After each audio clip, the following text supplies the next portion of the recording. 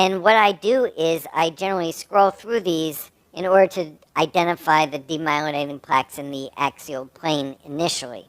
As I mentioned, on T2-weighted scanning, demyelinating plaques are better seen in the infratentorial area. So initially we're going to look at the cerebellum and the brainstem on the T2-weighted scan focusing.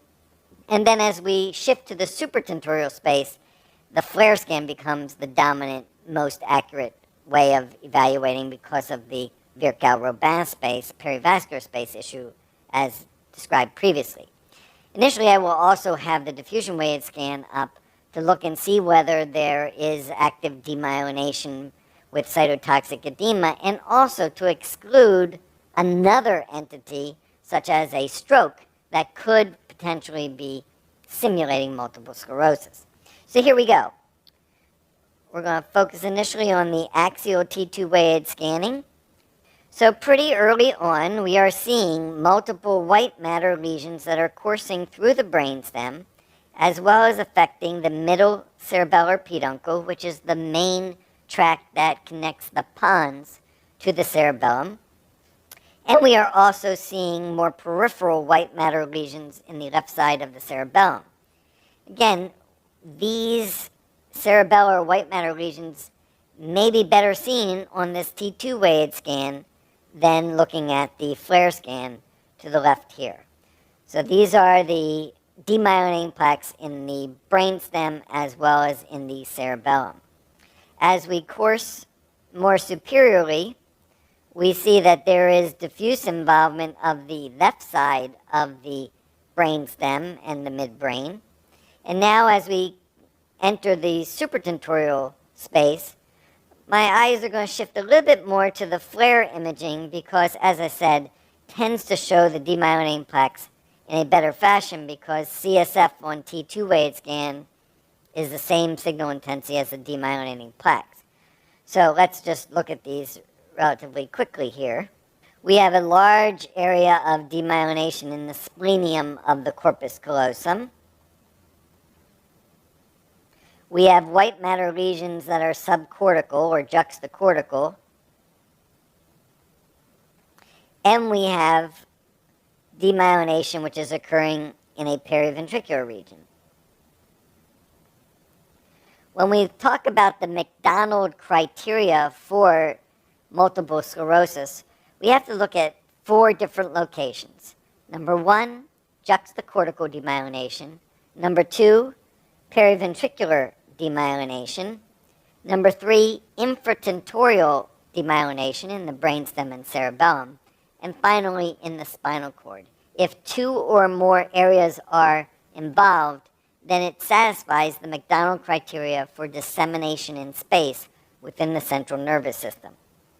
So if you look at, for example, this area of demyelination in the subcortical white matter of the left frontal lobe, seen on the FLAIR image, you can see how that might be mistaken for CSF space on a T2-weighted scan, which is why FLAIR is generally relied on most in the supratentorial region. Now, currently we're on the B0 map on the diffusion-weighted imaging, and I will just scroll around until we get to the B1000 images, which is here, to look for areas that are bright in signal intensity, and we would have to correlate that with the ADC map in order to determine whether or not there actually is restricted diffusion or whether this is merely T2 shine through. So remember, on the ADC map, T2 shine through is bright in signal intensity, whereas active cytotoxic edema is going to be dark in signal intensity. So if I stop on this image, what we see on FLAIR image is a demyelinating plaque. On the DWI, we see it as bright in signal intensity. However, on the ADC map in the middle, we see that there actually is a small area of dark signal intensity in the periphery, which might suggest that this has cytotoxic edema and therefore is more likely to be active plaque. Now we will also look at the gadolinium-enhanced sequences to make that distinction. But this is what we're looking for on the ADC map combined with the diffusion weighted scan. All of the other demyelinating plaques are just bright in signal intensity without dark signal. Down here, we're just seeing some artifact in the left lateral temporal lobe. I'm going to pull down now the T1 weighted scans to show whether or not the demyelination is showing contrast enhancement, indicating active blood-brain barrier breakdown. So as we scroll, we see that much of what is seen in the brainstem and cerebellum is not showing contrast enhancement. However, as we get further superior, we come across a lesion in the left corona radiata, which is showing bright signal intensity enhancement on the T1 weighted scan post-gadolinium. And you note that based on all the other flare demyelinating plaques, there's no way for us to know that this one versus this one versus this one is going to show contrast enhancement. However, when we do the T1 post-GAD, we are noting that this plaque seems to be an active plaque by virtue of its enhancement. You might want to correlate that with the coronal scan, and it verifies the contrast enhancement in that left-sided plaque. So on the coronal flare, what we're seeing is this lesion here, which corresponded to the more peripheral enhancement on the left side. On this same coronal image, we see that there are going to be, as we go further superior, additional plaques that are showing contrast enhancement. So let's scroll up a little bit more superior, and we're starting to see some of these plaques that did indeed show gadolinium enhancement on the T1 weighted scan, as well as peripheral and arcs of enhancement on the coronal scan. I want to just focus on this coronal scan for just a moment because it demonstrates the different types of enhancement of demyelinating plaques.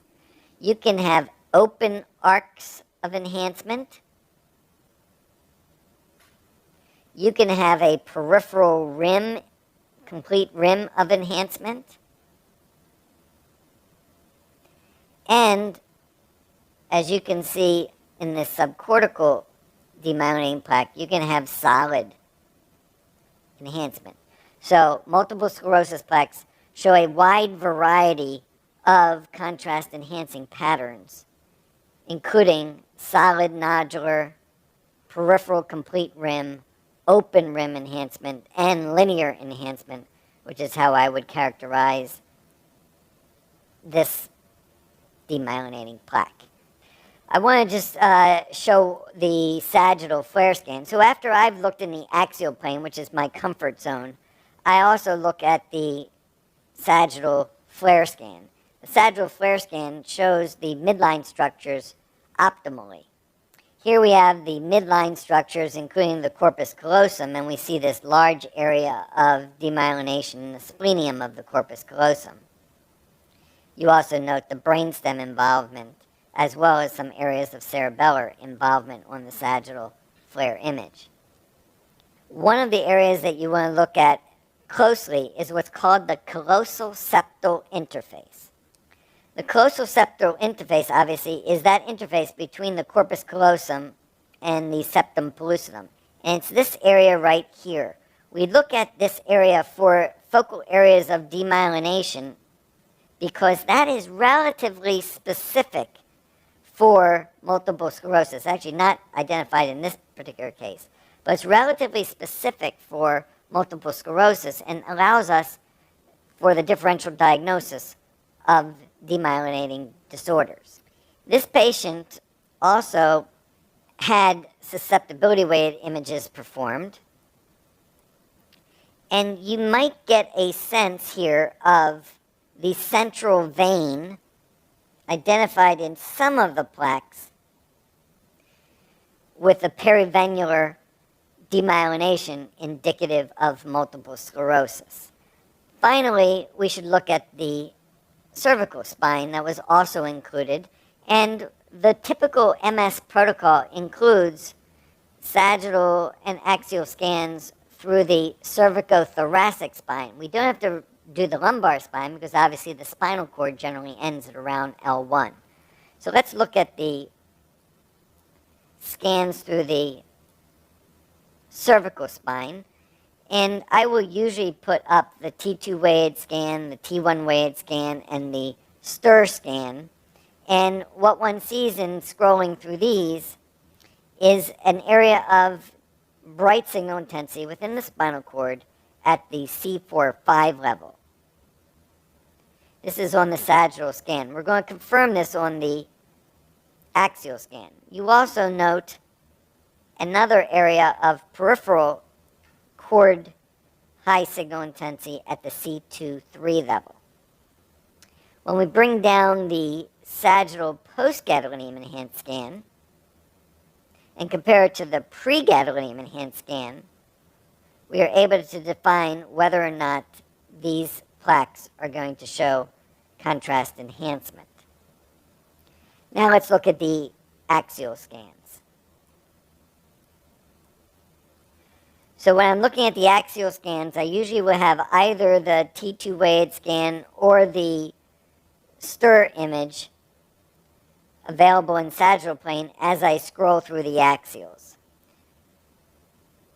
As you can see here, the patient was moving, not the best study. However, when we get down to where that large plaque was, we can see that it was affecting the right side of the spinal cord. So here's the demyelinating plaque at that C4-5 level. Here is the bright signal intensity in the spinal cord on the fast-spin echo motion degraded scan. And here it is on the gradient echo scan. Sometimes it's better in the gradient echo, sometimes it's better in the fast-spin echo, but I think you should include both sequences in the axial plane just for the cervical spine. For the thoracic spine, we only do axial T2 weighted scan with fast-spin echo technique. If we pull down the post-gadolinium enhanced scan,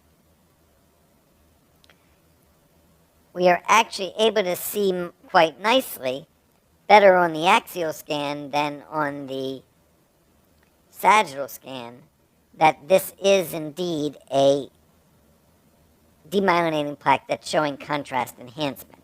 So it's in the periphery of the spinal cord, not centrally, but in the periphery of the spinal cord, you see that area of active demyelination demonstrated by gadolinium enhancement.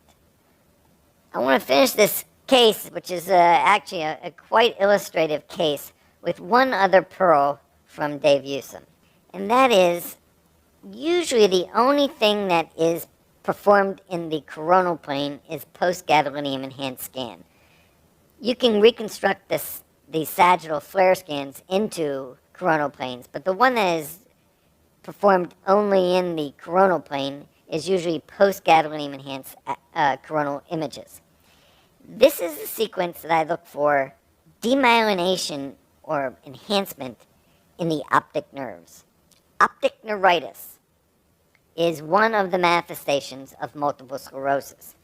Usually, because the sections are too thick in the axial plane, we usually don't see the optic nerves that well on axial scans in the multiple sclerosis protocol.